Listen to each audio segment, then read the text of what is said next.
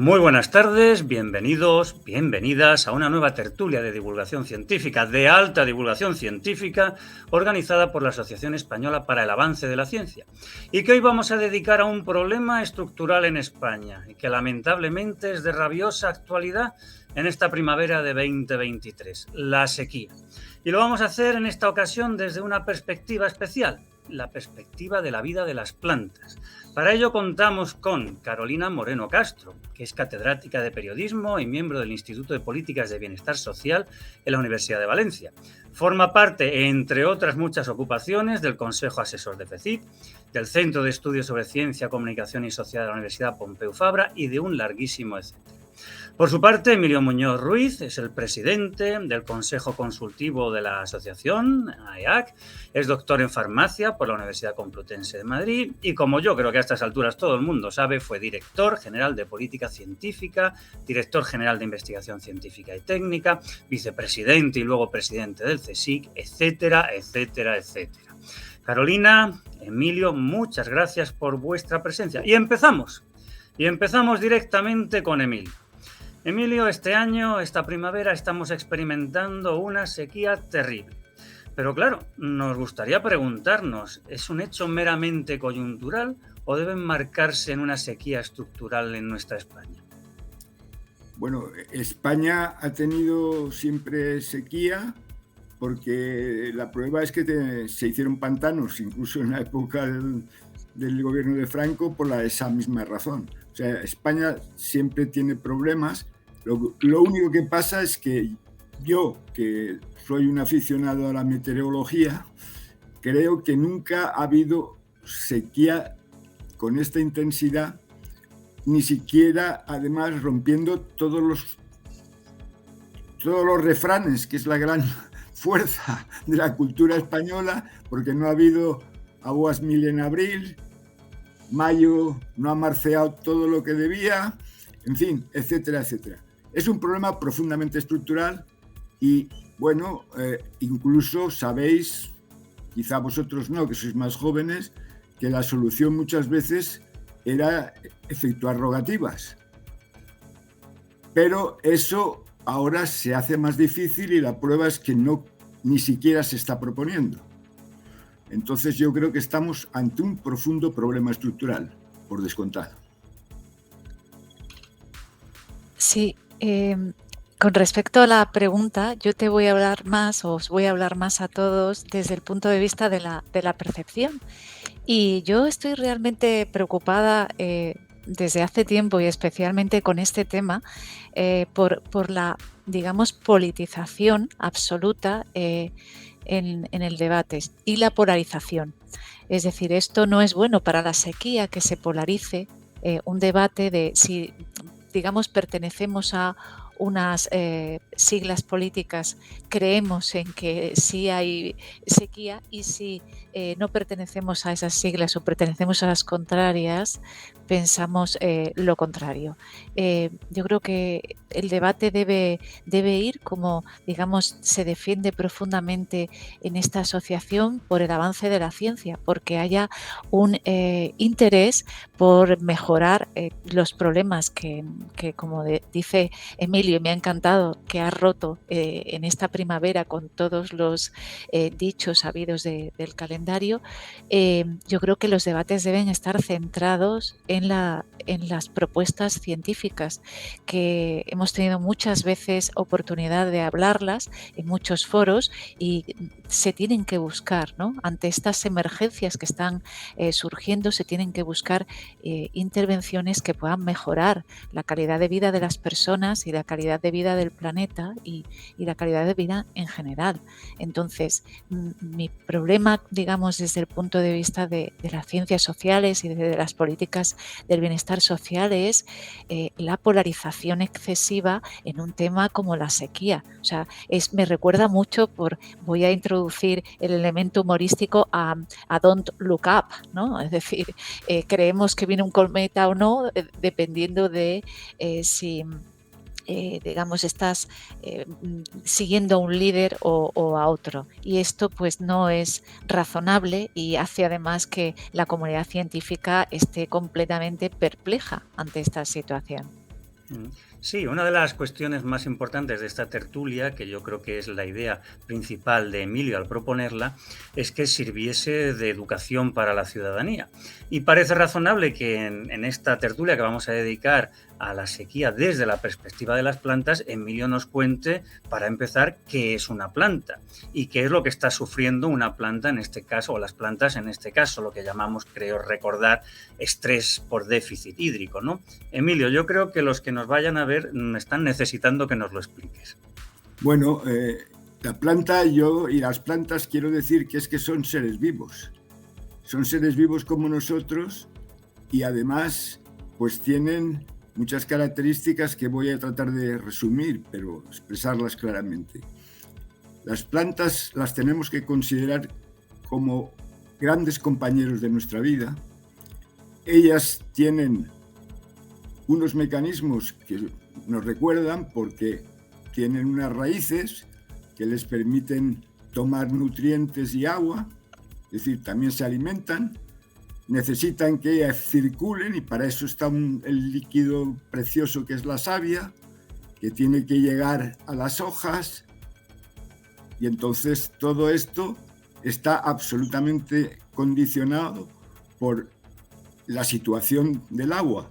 Tal es así que una de las características tremendas que están surgiendo y apareciendo, aunque esto sea colateral, es el tema de los incendios, que también afectan obviamente a las plantas y a los bosques, porque ni siquiera hay agua en las raíces. Y, por ejemplo, si un rayo cae, los árboles, por su altura en general, son conductores de los rayos. Caen sobre una tierra que no tiene agua. Y por eso los bomberos ahora se están enfrentando a incendios que llaman explosivos, porque se están encontrando con que no hay agua y eso es casi como una bomba. Las plantas además nos ayudan mucho a mejorar nuestro ambiente porque son de las que estos gases de efecto invernadero, CO2, pues lo pueden transformar en oxígeno que nos ayuda a todos los que respiramos y tenemos respiración aerobia. Son además, y eso se ha podido demostrar y es apasionante, que ellas también cooperan. Hace un tiempo pues, publicamos un artículo de alta divulgación recogiendo otro de alta divulgación en Scientific American y en Investigación y Ciencia, de que los árboles que han predominado en el mundo, que son los robles, las encinas, bueno, en cierto modo los alcornocales, son capaces de cooperar entre sí y tienen señales de comunicación para ayudarse. Y estos son los árboles que han dominado. Tened en cuenta además que en un país como el nuestro, la producción de bellotas es de los robles, de las encinas. Si hay problemas con esto, la ganadería va a sufrir. Si no conseguimos que haya árboles suficientes, vamos a tener problemas adicionales de contaminación. Es decir, tenemos que mirar las plantas verdaderamente como amigos y compañeros, son seres vivos. Esto me llevó a acuñar, y no quiero extenderme mucho, a un concepto que llamé como fruto de mis trabajos sobre evolución, entorno de sociabilidad, que está compuesto de 3 elementos: naturaleza, a su vez compuesto de ambiente y de seres vivos, cultura y ética. Si dejamos de lado cultura y ética, naturaleza, que es el conjunto del ambiente y de los seres vivos, pues ahí las plantas cuentan muchísimo porque también está la conexión con los insectos, con la potencial polinización, etcétera, etcétera, etcétera. Emilio, ahora voy a cogerle el relevo a Francisco y voy a hacerte una pregunta porque estaba escuchando atentamente y bueno, estaba pensando en las posibilidades que tenemos de aplicar biotecnologías a las plantas para mejorar aspectos que puedan ofrecer una versatilidad en el entorno en el que nos hallamos. ¿Cuál es el punto de vista o el enfoque que tú puedes o la valoración divulgación que puedes hacer al respecto, porque me parece que podría ser un momento interesante, ¿no?, para aplicar nuevas tecnologías. Bueno, tanto es así que, incluso respondiendo ya más específicamente a lo que planteaba Francisco con qué está pasando con el estrés hídrico, si las plantas también, como seres vivos, están experimentando estrés, pues el problema es que una de las grandes posibilidades es que la biotecnología nos ofrece el potencial de modificar el ADN de los seres vivos, por lo tanto, de las plantas, para que adquieran alguna propiedad que no tienen, porque el ambiente en el que han vivido no lo necesitaba. Si se hace una estrategia de biotecnología, que es la tecnología que utiliza el potencial de los seres vivos, de sus componentes, de sus partes, para modificar el ADN de otros que den lugar a un proceso o propiedad que no tenía el ser vivo, es decir, las plantas, podemos hacer, como estoy seguro que se está haciendo bastante ya, plantas que resistan el estrés hídrico. Está además la estrategia que ha tenido un país, Israel, que ha vivido siempre en situaciones de estrés hídrico, y lo que combinan maravillosamente, aparte de que Israel siempre, con otros muchos defectos, sin embargo ha apostado bastante por la investigación científica y por la ciencia, son avanzados en todos estos mecanismos, está también el tema de ser preventivos.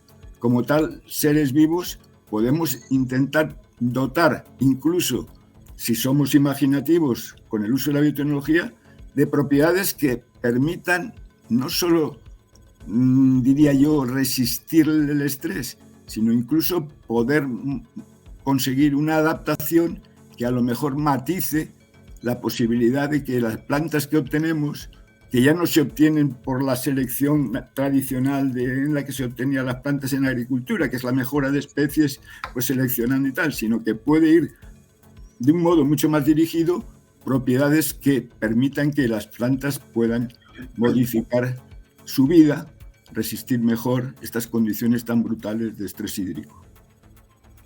Bueno, has mencionado ya una palabra que necesariamente nos condiciona: agricultura.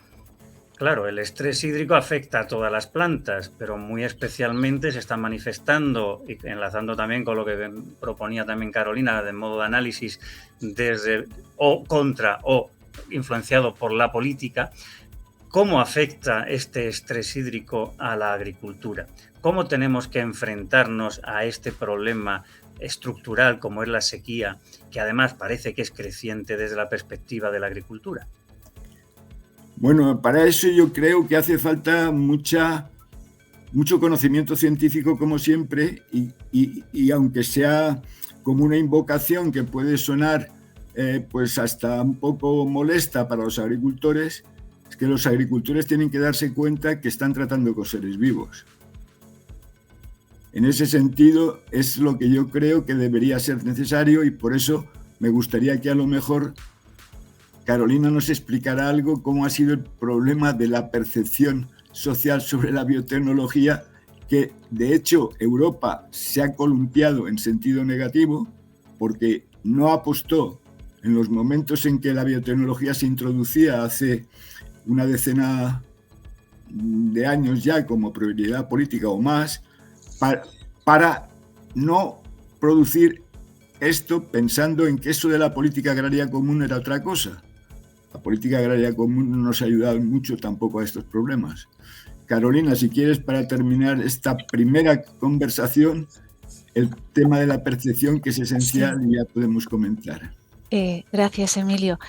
Bueno, pues desde 2014 a 2020, la FECIT estuvo en su encuesta de percepción social de la ciencia, estuvo incorporando una pregunta concreta que era sobre la percepción ciudadana de los beneficios del cultivo de plantas modificadas genéticamente. Es decir, la pregunta esta era concreta sobre los beneficios del cultivo de las plantas.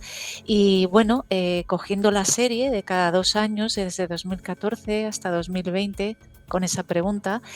Sí, fue curioso. Yo no me lo esperaba, de esto que cuando te pones a trastear con los datos, y en esta serie bianual, pues lo que ocurría es que se incrementó enormemente la percepción sobre los beneficios más que los riesgos. La pregunta es si tienen más beneficios que riesgos o si tienen más riesgos que beneficios. Bueno, la balanza se ha inclinado positivamente hacia más beneficios que riesgos. Claro, yo puedo dar ese dato. La explicación de qué sucedió, qué pasó en ese tiempo, sí. Hubo, digamos, una mayor educación ambiental, hubo una mayor preocupación, hubo un mayor debate público probablemente para que esto calara socialmente y la imagen mejorara. Hasta ahí no he podido, digamos, hacer, y soy honesta y lo digo, no puedo encontrar los porqués, pero lo que sí sucedió fue concretamente que ha ido, digamos, mejorando muchísimos esos datos en favor de una percepción favorable, positiva. Hay más beneficios, muchos más beneficios que riesgos. Esto por una parte. Por otra, curiosamente, cabría pensar en el ámbito que yo trabajo, que es la investigación en comunicación, que quizás este debate podía haber estado más presente en los medios, pero eso sí que lo he analizado y eso no sucedió. La biotecnología actualmente, o todo lo que tiene que ver con modificación de organismos genéticos, todo esto no es lo que sería un burning topic, para nada, es un tema que está, digamos, está ahí.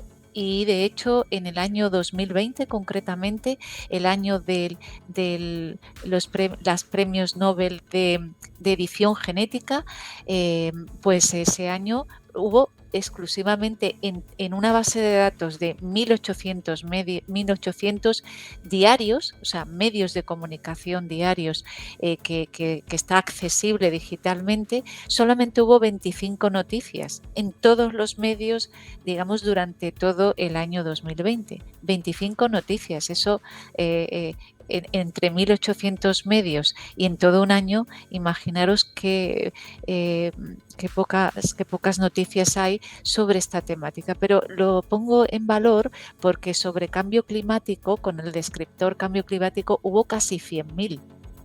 Quiero decir que se puede ver claramente. Entonces, mediáticamente no ha sido tratado. No es que hubiera un debate en los medios y la percepción, digamos, fuera acompañada. Probablemente, y aquí es donde hay que establecer hipótesis y empezar a trabajar, es un tema que probablemente tiene que ver con la educación ambiental, las propuestas en las aulas. Es probable que en la enseñanza secundaria ya haya una incorporación de estas temáticas y bueno, haya ido mejorando la percepción. Siguen estando más preocupadas en general las mujeres que los hombres, y en las grandes, y también había una cuestión curiosa que tenía que ver con el nivel de renta.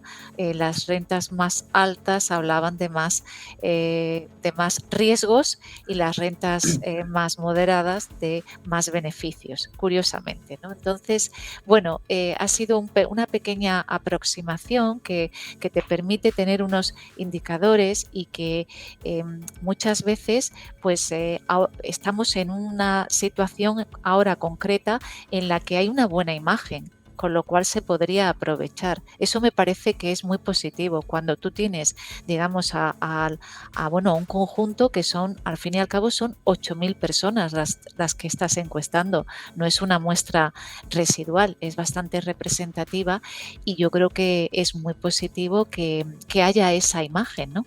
Y yo pensaba, si tenemos esta imagen, sería, digamos, un buen momento para establecer unas dinámicas que fueran acorde con esa buena percepción. Pero bueno, esto ya entraría en el campo de quiénes toman las decisiones para hacer que vaya todo acompañado, porque ha habido otras épocas donde la imagen era más negativa, como bien sabe Emilio, pero no es el momento ahora. Bueno, eso está muy bien, porque, y con esto tendremos que terminar porque nos acercamos a los 30 minutos, yo he tenido la fortuna de que una fundación, la Fundación Alternativas, que hace un informe sobre ciencia y tecnología empezó hace unos 3, 4, 5 años y ahora se va a publicar el 4º informe, me encargó precisamente que yo tratara el tema de la biotecnología. Se va a presentar el informe el 1 de junio y en esa parte lo que he podido hacer es pues una reflexión, porque he tratado mucho la biotecnología a lo largo de mi vida, ha sido decisiva y he trabajado en todos los temas de patentabilidad, reacción social, el propio desarrollo científico. He llegado a la conclusión y lo he propuesto que se considere que las biotecnologías pueden ser tecnologías de supervivencia. Y obviamente ha habido una referencia también a lo agro, porque obviamente lo agro es algo que en España tiene que ser una prioridad. Si se está ahora insistiendo, cuando se está viendo los problemas de la sequía, que constituye el 10 o el 11% de este indicador, que a mí no me gusta, pero es el que se usa, del Producto Interior Bruto, y si los agricultores están desesperados, pues habrá que tratar de hacer una acción combinada, porque siempre ha ocurrido, eso históricamente en Europa, que la biotecnología ha estado en competencia con las TICs. Desde que empezó la definición de política científica moderna y empezamos con estas cuestiones, contrapuestos. De hecho, el informe anterior de la Fundación Alternativas ya avancé eso. La diferencia y las dificultades que tuvo la biotecnología para ser considerada prioridad frente a las TICs. Ahora estamos ante el reto de la inteligencia artificial, que voy a utilizar un término chulesco, pero estamos en San Isidro, que manda madre. Entonces, creo que es el momento de hacer una reflexión muy fuerte, de que las personas que tienen que tomar decisiones se enteren de estas cosas, que estas personas más ricas piensen que, bueno, si a ellos no les importa a lo mejor ir a otro ambiente, esto permitirá mejorar posiblemente cuestiones ambientales, cuestiones de supervivencia de las plantas y con ello de las personas que viven en nuestro planeta Tierra. Muy bien. Bueno, pues Carolina, Emilio, Carolina, muchas gracias. Y en realidad, amigos y amigas de la Asociación Española para el Avance de la Ciencia, como estáis viendo, esto es solo el preludio. Así que quedáis invitados, quedáis invitadas a las próximas tertulias que seguro que llegarán pronto. Muchas gracias y hasta entonces. Muchas gracias. Muchas gracias.